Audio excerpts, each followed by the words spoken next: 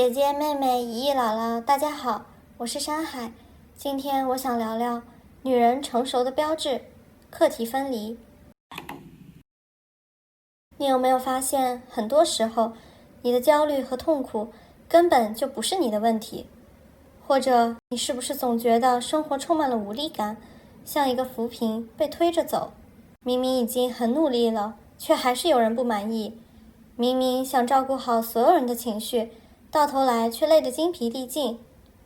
我曾经有很长的时间陷在这样的负面情绪里，严重的时候甚至无法从床上起来。为什么你我都会承担着这么多沉重的苦痛呢？因为在社会文化的影响下，女人往往更容易背负别人的课题，因为我们被教育要温柔、懂事、顾及他人的感受，甚至把别人的问题当作自己的责任。于是我们不停地承担、安抚、迁就，以至于忽略了自己的情绪。所以课题分离是每个大女人的必修课。当我真正理解并实践课题分离后，我才发现生活竟然可以如此快乐，充满动力。成长的过程中，女人成熟被描述为会打扮、会照顾人、有同情心、懂得牺牲。用我们熟悉的话来讲，就是女人是贴心的小棉袄，是既能养老又能卖彩礼的棉袄。我们生来就被迫戴上这样的标签，从小被塑造成一个利他的存在，作为温暖别人的工具而长大。大人会欣慰地说你真乖，朋友会委屈地说你要体谅我，社会和国家举着宏伟叙事说你要顾全大局。在这样的环境下，我们学会了情绪劳动，总是在安抚别人，忘记自己。我们变成了讨好型人格，总是害怕拒绝，担心别人不开心。我们成为了过度共情的人，总是因为别人的情绪波动而自责。但事实是，女人并不需要为全世界负责，我们的人生不应该被别人的期待所定义。我们真正缺失的，书本和社会都不会教的，不是温柔，不是牺牲，是为自己而活，为自己负责。课题分离的核心是指对自己能掌控的事情负责，不为无法掌控的事焦虑。而课题分离之所以重要，是因为当把精力用在自己能控制的事情上，人生才会真正的变好。人生有3种课题，第一种，自己的课题，是你可以掌控的事，意味着我们需要做决定，也需要为决定负责任。你的想法、你的信念、你对生活和对工作的选择，都是你的课题。你有权利，也有责任对自己的人生进行设计、修改，并将主要的精力放在这里，而不是被动接受。第二种是他人的课题，是你可以影响的事。你可以尝试改变，但最终的决定权不在你的手里。比如别人的选择、别人的态度，这部分你可以适度的努力去做，但不用执着于结果。第三种则是你无法掌控、无法影响，属于老天老的事，是只需要接受的课题。比如天气、天灾或者过去发生的事，这些无法凭借你的努力去改变，需要放平心态去接受。只要学会专注在自己的课题，你就会发现生活轻松很多，困扰你的事少了一大半。课题分离并不是一蹴而就的事，尤其是当我们从小被教育要为别人负责，习惯了承担他人情绪时，要做到课题分离，需要一些重复的练习。最简单的方法是学会辨别课题，划清界限。首先，面对一件事情时，先问自己3个问题：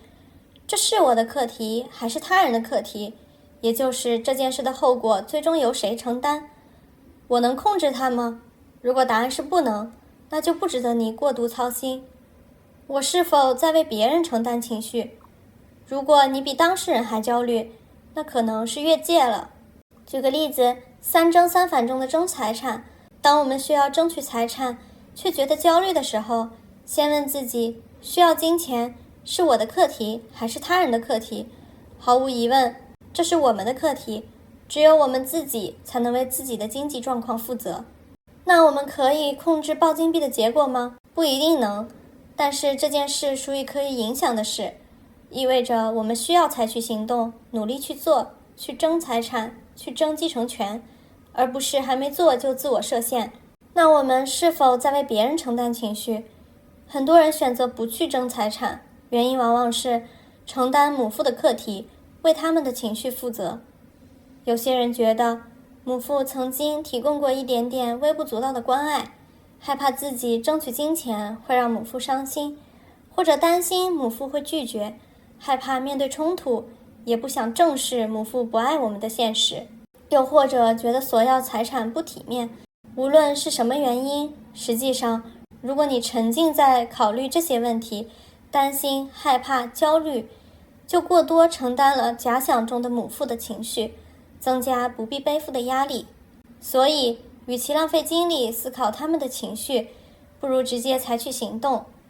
不妨通过问自己这3个问题来整理思路，理清责任，放下不属于自己的包袱，轻装上阵。学会课题分离之后，一切都变得很轻松。比如母父催婚，可能一部分人会焦虑，会解释，会拼命说服他们，但无论怎么做，母父还是不满意。当你学会了课题分离，就会明白，母父的期待是他们自己的课题，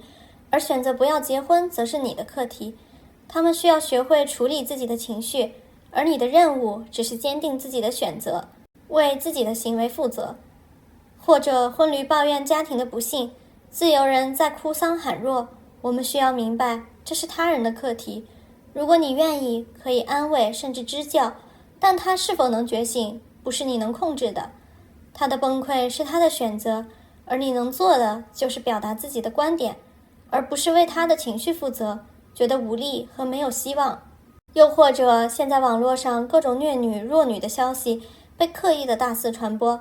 为了避开这样的精神污染，我们可以选择不看，可以选择看大女人的故事，可以选择加强身体素质，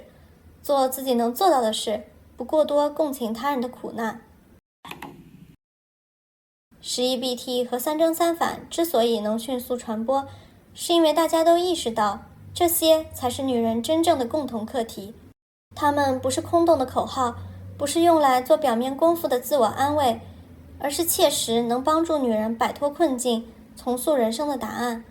它们的核心是指引女人从无止境的情绪劳动、消耗性关系和社会规训中抽身，